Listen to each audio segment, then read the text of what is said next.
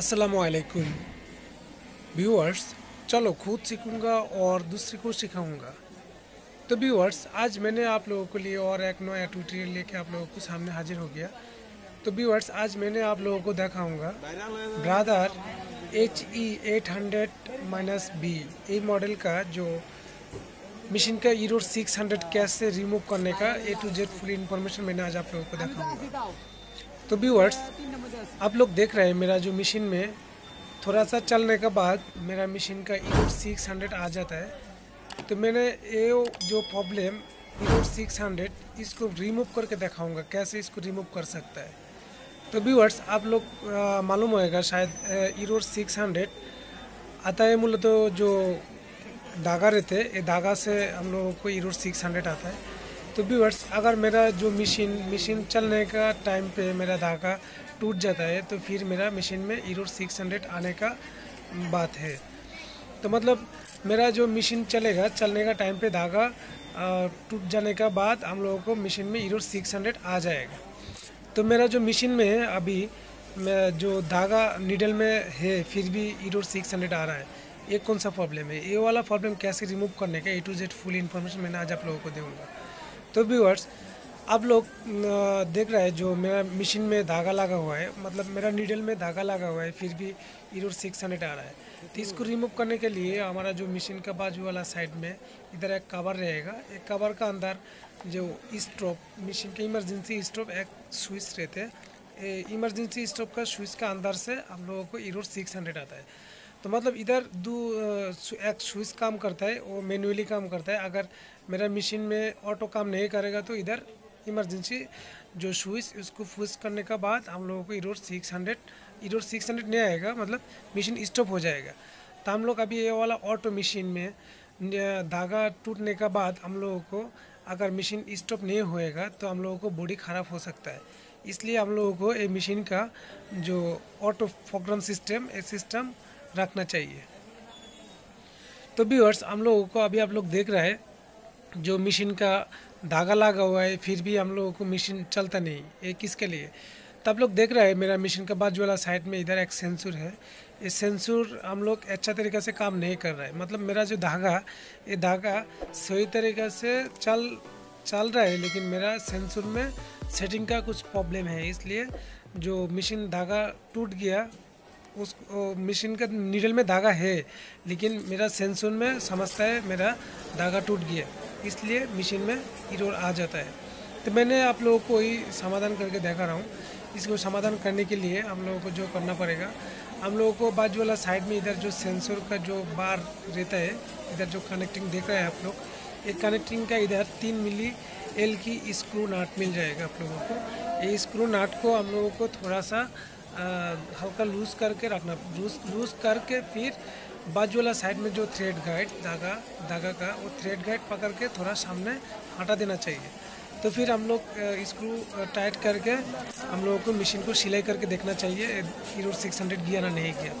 तो व्यूअर्स, एक दफ़ा नहीं कर सकते, हम लोग थोड़ा थोड़ा करके करना पड़ेगा, क्योंकि एक दफ़ा करेगा तो फिर धागा टूटने के बाद भी हम लोगों की मशीन स्टॉप नहीं होएगा। तो इसलिए हम लोगों को थोड़ा थोड़ा करके हम लोगों को जो कनेक्टिंग मेल अभी L की नाट से लूज़ करके थोड़ा सामने हटा रहा हूँ, उस टाइम पे हम लोगों को उसी पोजीशन में हम लोगों को रखना चाहिए। तो व्यूअर्स, और भी एक कौशल है, मैं आप लोगों को बता दूँगा इसको कैसे रखना चाहिए। तो मैंने आप लोगों को अभी थोड़ा सा सामने हटा के फिर स्क्रू टाइट कर दिया।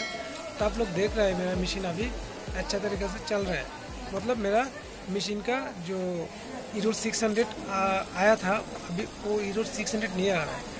तो व्यूअर्स, अभी हम लोगों को देखना पड़ेगा जो हम लोगों का मशीन का जो धागा ओरिजिनली टूटने के बाद एरर 600 आता है ना नहीं आता है, वो भी देखना पड़ेगा।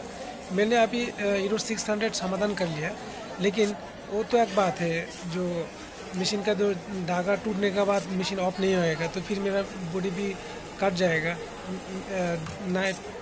नीचे आके। इसलिए हम लोगों को ऑटो भी चेक करना पड़ेगा।